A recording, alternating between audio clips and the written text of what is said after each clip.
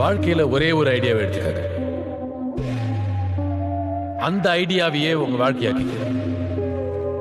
Think about it. Hey traders, greetings for the day. This is Value Traders. We don't trade to live, we live to trade. இந்த வீடியோவில் நான் ஒரு general tips தான் கொடுக்க போகிறேன் ட்ரேடிங்க்கு.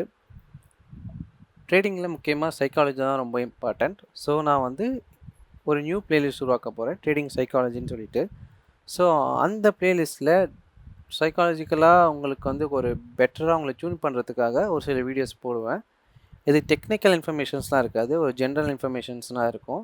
As a ட்ரேடராக உங்களுக்கு general information வேணும்னா நீங்கள் இந்த வீடியோஸ்லாம் பாருங்கள். இந்த ட்ரேடிங் சைக்காலஜின்ற ஒரு பிளேலிஸ்ட்டில் இருக்கும். ஸோ இந்த வீடியோவும் நான் ட்ரேடிங் சைக்காலஜின்ற ஒரு பிளேலிஸ்ட்டில் தான் போட போகிறேன். ஸோ இதுதான் என்னோடய ஃபஸ்ட் வீடியோ. ஸோ அதுக்கு முன்னாடி நம்ம ஒரு சின்ன இன்ஃபர்மேஷன் பார்த்துடலாம்.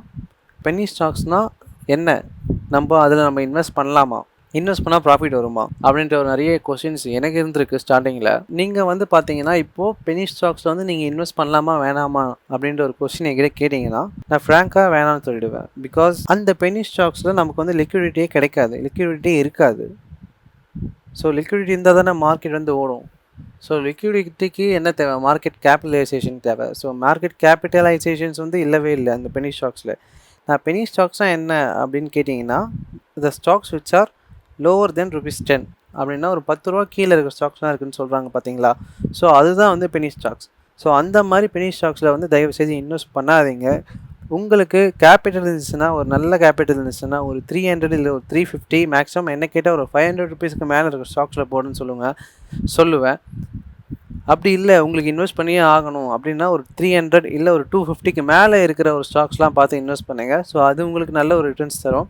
பட் ஞாபகம் வச்சுங்க, அது எல்லா ஸ்டாக்ஸுமே டெக்னிக்கலாக ஸ்ட்ராங்காக இருக்கணும், ஒரு பேட்டர்ன்ஸ்லேயும் இல்லை ஒரு ட்ரேடிங் கான்செப்ட்லேயும். ஓகே, ஸோ பென்னி ஸ்டாக்ஸோட இன்ஃபர்மேஷன் பற்றி பார்த்தாச்சு. ஸோ நம்ம இப்போ ஒரு ட்ரேடிங்கில் ஒரு 10 டிப்ஸ் தரேன் நான் ஸோ இது நீங்கள் நோட் பண்ணிக்கோங்க. ஸோ ஃபஸ்ட்டு நீங்கள் ட்ரேடிங்குள்ளே இறங்குறதுக்கு முன்னாடி பார்த்தீங்கன்னா உங்களுக்கு ட்ரேடிங்கை பற்றி தெரிஞ்சிருக்கணும். அதாவது இப்போ நீங்கள் ஒரு 10th கிளாஸ் பாஸ் ஆகணும்னா நீங்கள் ஒரு ஃபஸ்ட் ஸ்டாண்டர்ட்லேருந்து தானே போய் படித்தே பாஸ் ஆக முடியும். ஸோ அதே மாதிரி தான் ட்ரேடிங்கும். ஸோ ட்ரேடிங் எடுத்தவொடனே ஃபுல்லாக ஒரு பில்லியனர் ஆக முடியும் அப்படின்னு நினைக்கவே நினைக்காதீங்க. ஸோ எல்லாமே ஸ்டெப் பை ஸ்டெப் தான் நடக்கும். ஸோ பேசிக்காக உங்களுக்கு ஃபஸ்ட்டு ஒரு பேசிக் இன்ஃபர்மேஷன்ஸ் ட்ரேடிங்கை பற்றி ஒரு ஃபஸ்ட்டு ஃபண்டமெண்டல்ஸ் எல்லாமே கற்றுக்குங்க. ஸோ ட்ரேடிங்னா என்ன, அதில் என்னென்ன இருக்குது, நம்ம அதில் என்னென்ன மார்க்கெட்டில் என்னென்ன ஸ்டாக்கில் நம்ம இன்வெஸ்ட் பண்ணலாம், எப்படி ஃபியூச்சர்ஸ் பண்ணலாம், எப்படி ஆப்ஷன்ஸ் பண்ணலாம், ஸோ எப்படி ஸ்டாக்கை ஷேர் ஹோல்டர்ஸாக நம்ம ஸ்டாக்ஸை எப்படி இன்வெஸ்ட் பண்ணலாம் அப்படின்ற ஒரு எல்லாத்தையும் நீங்கள் கற்றுக்குங்க. ஸோ ஃபஸ்ட்டு போய்ட்டு ட்ரேடிங்கை பற்றி தெரிஞ்சுக்கங்க. ஸோ அதுக்கப்புறமா ட்ரேடிங்குள்ளே இறங்குங்க. ஸோ செகண்ட் பாயிண்ட் பார்த்தீங்கன்னா ட்ரேடிங் பிளான் இருக்கணும். ஸோ எந்த ஒரு ஸ்டாக்கில் நீங்கள் ஃபுல்லாக இன்வெஸ்ட் பண்ணாலும் சரி, இன்வெஸ்ட் பண்ணாலும் சரி, ஃபியூச்சர்ஸ் பண்ணாலும் சரி, ஆப்ஷன்ஸ் பண்ணாலும் சரி, உங்களுக்கு ஒரு ட்ரேடிங் பிளான் இருக்கணும். ஸோ ட்ரேடிங் பிளான்னா என்னென்னா, உங்களுக்கு ஒரு பர்ஃபெக்டான ஒரு ஸ்டாப் லாஸ் இருக்கணும். எப்போவுமே ஒரு ட்ரேட் எடுக்கிறதுக்கு முன்னாடி நீங்கள் ஒரு டார்கெட் ஃபிக்ஸ் பண்ணும்போது உங்கள் மைண்டு டார்கெட் பக்கமே போகக்கூடாது. ஃபஸ்ட்டு ஸ்டாப் லாஸ் எங்கே இருக்குது, இந்த ஸ்டாப் லாஸ் நம்ம வைக்கிறது கரெக்டாக, இந்த ஸ்டாப் லாஸுக்கு கீழே மார்க்கெட் போகுமா, அப்படி கீழே போச்சுன்னா நம்ம என்ன பண்ணுறது அப்படின்னு ஃபஸ்ட்டு ஸ்டாப் லாஸை பற்றி யோசிங்க. நீங்கள் எப்போ ஸ்டாப் லாஸை பற்றி யோசிங்களோ அப்போ தான் உங்களுக்கு டார்கெட் தானாக மேலே வரும். So third thing risk manage தான். ஸோ ரிஸ்க் மேனேஜ் பார்த்தீங்கன்னா இப்போ உங்களுக்கு ஒரு கேபிட்டல் இருக்குது. இப்போ உதாரணத்துக்கு உங்கள்கிட்ட ஒரு 1 லட்சம் இருக்குது அப்படின்னா நீங்கள் 1 லட்சத்தையும் போட்டு மொத்தமாக அழிச்சிடாதீங்க. ஸோ ஃபஸ்ட்டு பார்த்தீங்கன்னா ஒரு 1 lakh கேபிட்டல் இருந்துச்சுன்னா அது ஒரு 50% கேபிட்டல் யூஸ் பண்ணுங்கள்.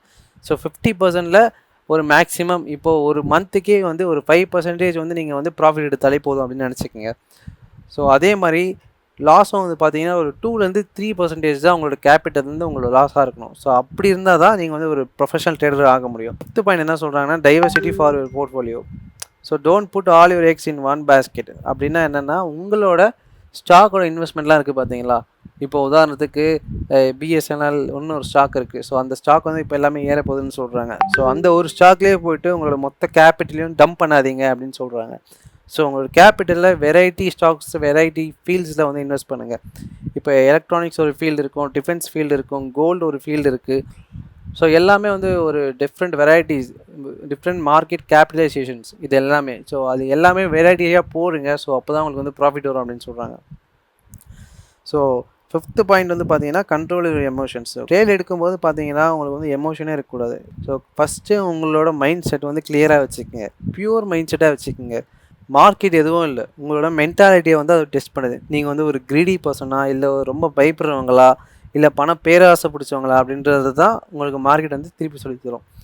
ஸோ 6th பாயிண்ட் வந்து அனலைஸ் பண்ணிவிட்டு நீங்கள் வந்து மார்க்கெட்டில் ட்ரேட் எடுங்க அப்படின்னு சொல்கிறாங்க. முக்கியமாக பேஷன்ஸ் தேவை. 7th பாயிண்ட் வந்து ஸோ பேஷன்ஸ் இருந்தால் தான் வந்து நீங்கள் வந்து ஒரு ட்ரேடரே ஆக முடியும்.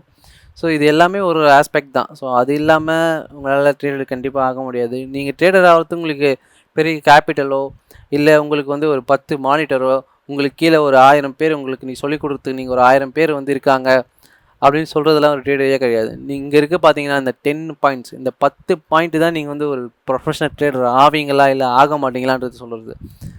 ஸோ 8th பாயிண்ட் வந்து leverage wisely. So leverage can be amplify gains but also increases risk.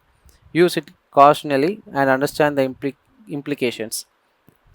Next வந்து கண்டினியூஸ் லேர்ன் பண்ணிகிட்டே இருங்க, கற்றுட்டே இருங்க. ட்ரேடிங்கிறது ஒரு கடல் தான், எல்லாமே இங்கே ஒரு கடல் தான். இப்போ 10th முடிச்சுட்டு நீங்கள் 10th போதுன்னு சொல்லிட்டு உட்காந்திங்கன்னா காலேஜ் படிக்க முடியாது. ஸோ அதே மாதிரி தான் ட்ரேடிங்கும். இப்போ உங்களுக்கு எம்எஸ்சி இண்டிகேட்டர் மூலம் தெரிஞ்சால் போதும், ஆர்எஸ் இண்டிகேட்டர் தேவையில்லை அப்படின்னு சொன்னீங்கன்னா அது என்ன கதைன்னு ஒன்றும் புரியாதில்ல. ஸோ எல்லாமே கற்றுக்குங்க, ட்ரேடிங்கில் எல்லாமே இம்பார்ட்டன்ட். ஸோ டெக்னாலஜியாக நிறைய பிளாட்ஃபார்ம் வந்துச்சு, நிறைய அல்காரிதம் வந்துச்சு, நிறைய பாட் ட்ரேடிங் வந்துடுச்சு. ஸோ டெக்னாலஜிக்கலாக நீங்கள் வந்து எவ்வளோ ஸ்ட்ராங்காக இருக்குன்னு பாருங்கள். ஸோ டெக்னாலஜியும் கொஞ்சம் யூஸ் பண்ணுங்கள், பிகாஸ் எல்லாம் ஏஐலாம் வந்துடுச்சு. ஸோ லாஸ்ட்டு பாயிண்ட் வந்து ஒரு போனஸ் டிப்பாக கொடுத்துருக்காங்க, don't fall for hype. So உங்களுக்கு மார்க்கெட் வந்து டார்கெட் அச்சீவ் ஆகிடுச்சு, டார்கெட் அச்சீவ் ஆகிடுச்சின்னு சந்தோஷமாக பட தேவையில்லை. ஸோ நீங்கள் ட்ரேடிங்கில் லாஸ் பண்ணாலும் சரி, ப்ராஃபிட் பண்ணாலும் சரி, உங்களோட மைண்ட் செட் நீங்கள் எப்போ வந்து காமாக பீஸாக வச்சுக்கிறீங்களோ அப்போ எல்லாமே தானாக நடக்கும். ஸோ இந்த பாயிண்ட்ஸ் தான் வந்து நான் இங்கே டிஸ்கஸ் பண்ணலான்னு சொல்லிட்டு இந்த ட்ரேடிங் சைக்காலஜி வீடியோவில் போடலான்னு இருக்கேன். ஸோ இந்த வீடியோ ஃபுல்லாக பார்த்துட்டு எப்படி இருக்குன்னு சொல்லுங்கள். So hope you guys like this video. Please do share my videos. I hope I will give better videos than this. Thank you guys. Have a nice trade. Bye guys.